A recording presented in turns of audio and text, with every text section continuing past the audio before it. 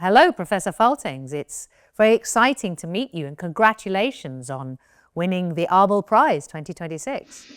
Thank you very much. I wanted to ask you, what was it about mathematics that first excited you, that first made you want to study mathematics? I think it was that there's a clear distinction between true and false. I mean, you either have a proof or not. Well, for example, in school in literature, there were various ways to think about it and different interpretation and so on. I didn't like that too much. You were very young when you proved the model conjecture. I think everyone was surprised. Were you surprised? Well, I was surprised, but maybe Abel was still alive in my age, but he also died, yeah. Well, he died, yeah. Did you feel that you had some urgency, that you should get some work done really quickly? No, in the beginning of my career, I wanted to get tenure so that I could live off my work.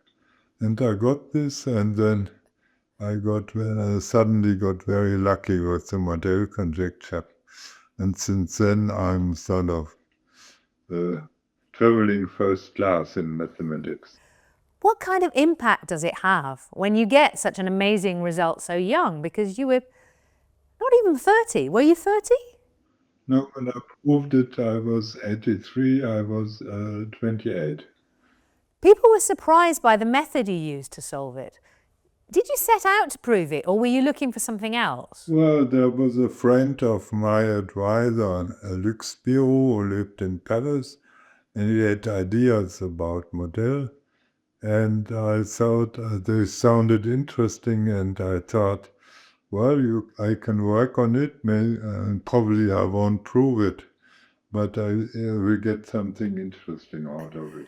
But you proved it by quite an unusual method, didn't you? Can you explain briefly why people were so surprised by the method that you took? I mean, the things which were natural maybe from Spiro's point of view, and I was sort of lucky that the people in Paris didn't quite take him serious, and so I had not so much competition. So I did things which were natural from its point of view, and I suddenly was successful. A lot of your great work has been in number theory. To a non-mathematician, that sounds like, but isn't all mathematics numbers? Can you explain, in a way someone who hasn't done mathematics since school would understand, what is number theory and why is it so interesting for mathematicians? Well, number theory, it starts with the integers 1, 2, 3. We usually can count so far, and then you try to do things to solve equations in these, and it's sort of an elementary thing, but you get interesting questions, and for some people like me, it's interesting. I guess for others, it's not so interesting. But the work you're doing is much more mysterious, isn't it? Numbers behaving in mysterious ways. What were the puzzles that made you think, well, this is interesting?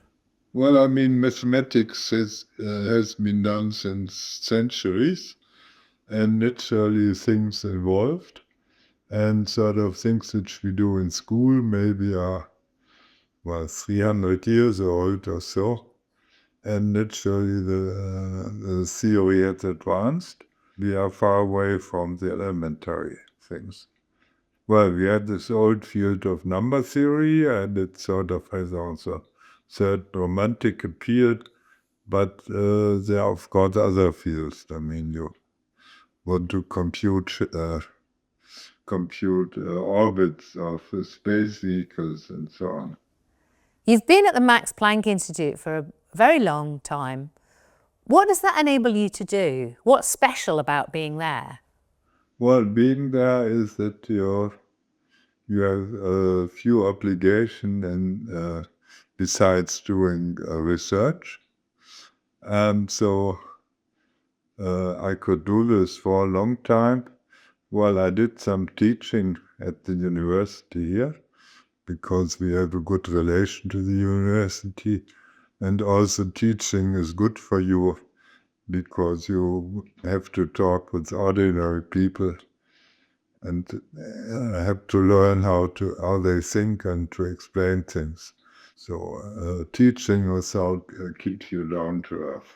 Oh, that's interesting. What advice, if there was a young mathematician starting now, I mean, maybe looking for a PhD subject even, what would you suggest to them? What advice would you give? I think for a young guy, well, my advice has always been not to look what might make you famous. Well, let's say get the Abel Prize, but to do things which you like.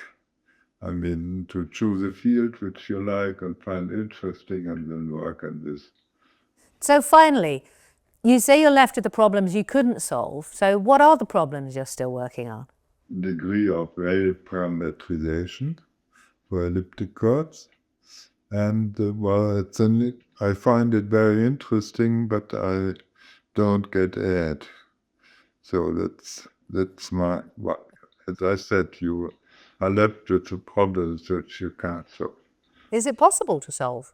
Well, I don't think it's impossible, but it gives me pleasure to work on this. Thank you very much, Gerd Faltings, and congratulations again on winning the Abel Prize 2026. Thank you very much. Thank you.